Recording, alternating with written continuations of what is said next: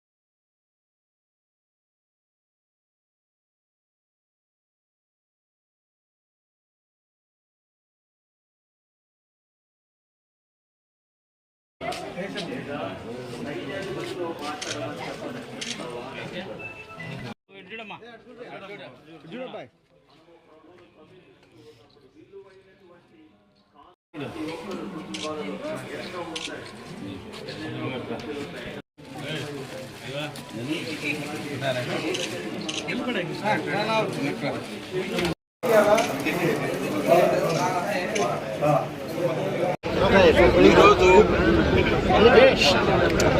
జగనన్న 53వ సంవత్సరం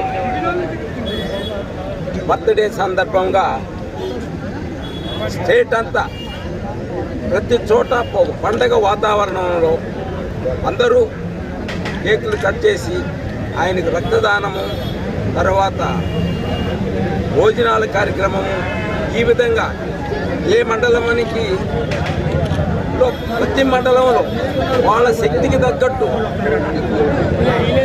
విధాల బ్రహ్మాండంగా ఆయన జగన్మోహన్ రెడ్డి బర్త్డే సందర్భంగా ఇటువంటి కార్యక్రమాలు చేస్తున్నారు. జగన్మోహన్ రెడ్డి చేసిన కార్యక్రమాలు వాళ్ళ నాన్నగారు YS Rajasekhara Reddy garu fee reimbursement, free current, Aarogyasri 3 పథకాలు చాలా గొప్ప పథకాలు ప్రవేశపెట్టడం జరిగింది. దాని తర్వాత జగన్మోహన్ రెడ్డి గారు ఆయన తనయుడు వైఎస్ రాజశేఖర రెడ్డి తనయుడు జగన్మోహన్ రెడ్డి దానికి మించిన పథకాలు పెట్టి ప్రజల్లో అందరి దగ్గర మన్నలను పొందడం జరిగింది. ఆయన కులము మతము పార్టీ అనేది నాకు ఏమాత్రం సంబంధం లేదు. ప్రతి ఒక్కళ్ళు ప్రజలు అనేవాళ్ళు ప్రతి ఒక్కళ్ళు బ్రతకాల అనే పద్ధతిలో ఆయన మొదటి నుంచి చెప్పడం జరిగింది. అయితే ఎలక్షన్లు వచ్చాయి. చంద్రబాబు నాయుడు గారు ఆయన స్పీచ్లో ఆయన వైఎస్ఆర్ కాంగ్రెస్ పార్టీకి ప్రజలకి ఏమి చేసినా కూడా పాముకు పాలు పోసి పెంచినట్టే అని చెప్పిన దౌర్భాగ్యపు మాట ఒక ముఖ్యమంత్రిగా ఉన్న వ్యక్తి అటువంటి మాటలు మాట్లాడటం అనేది చాలా దారుణం.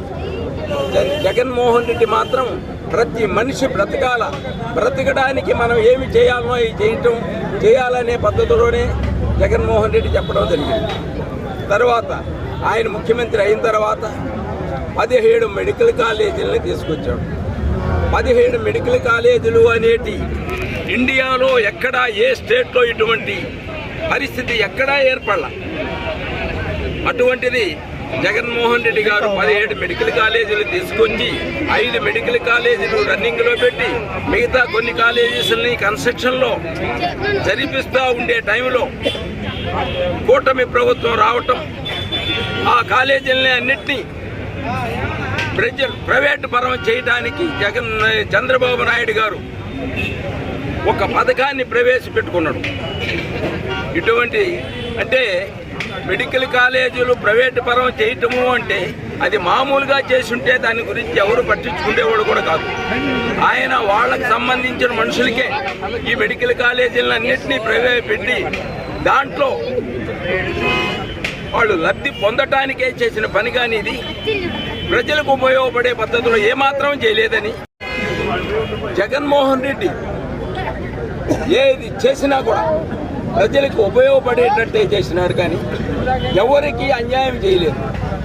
అదే 4వసారి ముఖ్యమంత్రి చంద్రబాబు నాయుడు గారు ఆయన ఏ పని చేసినా కూడా ప్రజలను అందరినీ రకరకాలుగా ఇబ్బందులు పెట్టిన వాడే కానీ ఎవరికి సహాయపడిన వ్యక్తి కాదు. కాబట్టి మనం ఎటువంటి పరిస్థితుల్లో కూడా రేపు మళ్ళా 29లో జరిగే ఎలక్షన్లలో మళ్ళా మనకు జగన్మోహన్ రెడ్డి వస్తే తప్ప ప్రజల జీవితాలు సుఖ సంతోషాలతో ఉండవు అనేది నేను మీకు అందరికీ తెలియజేస్తున్నాను.